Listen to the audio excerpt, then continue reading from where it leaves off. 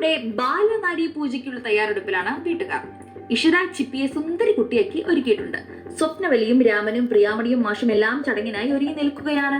മഹേഷും തയ്യാറായി കഴിഞ്ഞു. ചിപ്പിയെ ഒരുക്കിയ ശേഷം ഒരുങ്ങാൻ പോയ ഇഷിതയെ കാത്തു നിൽക്കുകയാണ് അവർ. അങ്ങനെ ഇഷിതയും നല്ല സുന്ദരിയായി ചടങ്ങിന് ഒരുങ്ങിയെത്തിയിട്ടുണ്ട്. പൂജാരിയും എത്തി. ചടങ്ങ് ആരംഭിച്ചു. പൂജാരി ചിപ്പിയോട് പീഠത്തിൽ വന്നിരിക്കാൻ നിർദ്ദേശിച്ചു. പൂജാരി പറഞ്ഞ പ്രകാരം ചിപ്പി പീഠത്തിലിരുന്നു. ശേഷം അമ്മയോടും അച്ഛനോടും മകളുടെ അടുത്ത് വന്നിരിക്കാൻ പറഞ്ഞു. ഇഷിതയും മഹേഷും ചിപ്പിയുടെ അടുത്ത് വന്നിരുന്നു. സ്വപ്നവലിയും രാമനും പ്രിയാമണിയും മാഷും എല്ലാം വളരെ സന്തോഷത്തിലാണ്.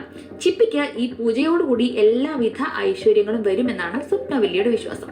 പൂജാരി പറഞ്ഞ പ്രകാരം ചടങ്ങുകൾ ഓരോന്നോരോന്നായി നടക്കുകയാണ് ഇനി. അതിനിടയ്ക്കാണ് അപ്രതീക്ഷിതമായി ഒരാൾ അങ്ങോട്ട് കയറി വന്നത്. അതാരാണെന്നല്ലേ? അതെ, രചന. രചനയെ കണ്ടതും എല്ലാവരും ആകെ ഞെട്ടിപ്പോയി. ഈ സമയത്ത് രചന എന്തിനാണ് അങ്ങോട്ട് വന്നതെന്ന് അവർക്ക് ആർക്കും മനസ്സിലായില്ല.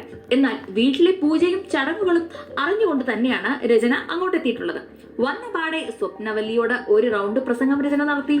ശേഷം ആരോട് ചോദിച്ചിട്ടാണ് ഈ പൂജ നടത്തുന്നതെന്നും ഇഷിതയല്ല താനാണ് ചിപ്പിയുടെ അമ്മയെന്നും രചന പറഞ്ഞു. അത് കേട്ടതും സ്വപ്നവല്ലി രചനയോട് മര്യാദയ്ക്ക് വീട്ടിൽ നിന്ന് ഇറങ്ങി പോകാൻ പറഞ്ഞ് കൈയോങ്ങിയെങ്കിലും രചന അത് തടഞ്ഞു.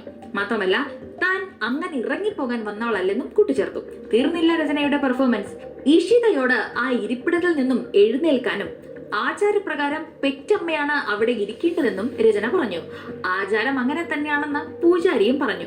എന്നാൽ ദേഷ്യം വന്ന മഹേഷ് ചിലത് പറയാൻ ഒരുങ്ങിയെങ്കിലും ഇഷിത അത് തടയുകയായിരുന്നു.